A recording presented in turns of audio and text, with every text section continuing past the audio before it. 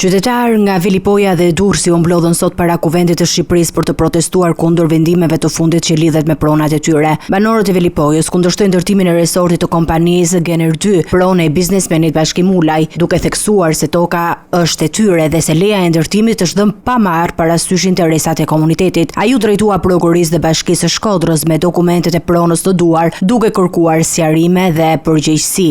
Unë ju them edhe atyre që janë sot në parlament, të cilët na dëgjojnë, por bëjnë sikur nuk dëgjojnë. Hajdini dhe na sillni hallet tona. Nuk ju kena gjabë bërgjë, jena trojet tona.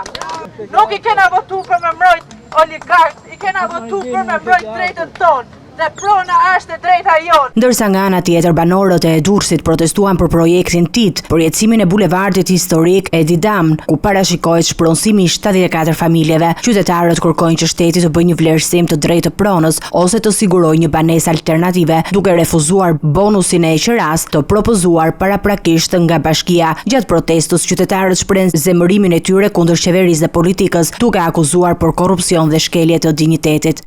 Ne shtëpit kemi në qendër të Durrësit, kur atje 1 metër katror, je vija parës 3.000 euro metri katror. E disa ma ka llogaritur mua shtëpi në qendër me 107.000 lek të vjetra metri katror.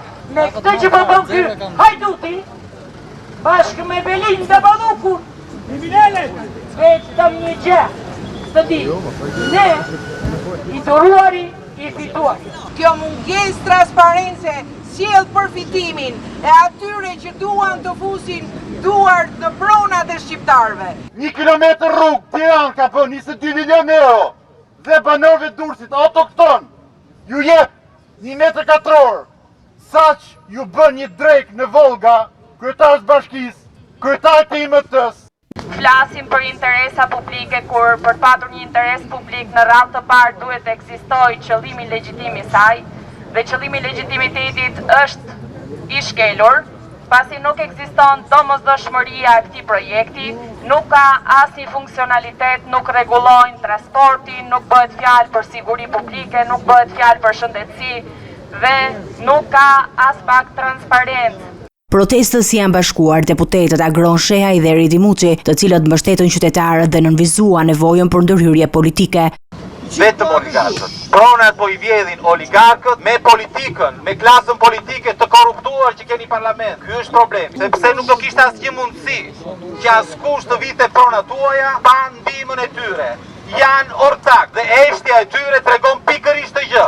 Tregon që janë bashkë, po i vjedhin pronat bashkë. Dhe detyruan të emigrojnë, po sot shqiptarët nuk emigrojnë, sot dëbohen sepse konsideron të tepërt në vendin e tyre dhe në tokat e tyre. Dëbohen sepse u shkatrojnë shtëpitë, po ndodh me banorët e lagjes Kalas në Durrës, po me banorët e Astirit me 5 majt më parë. Pse që aty të ndërtojnë një oligark? Protesta e sotme tregon shqetësimin e komunitetit lokal ndaj projekteve të zhvillimit dhe sfidave që ata përballen për të mbrojtur pronën e tyre, ndërsa qytetarët presin përgjigje konkrete nga institucionet përkatëse.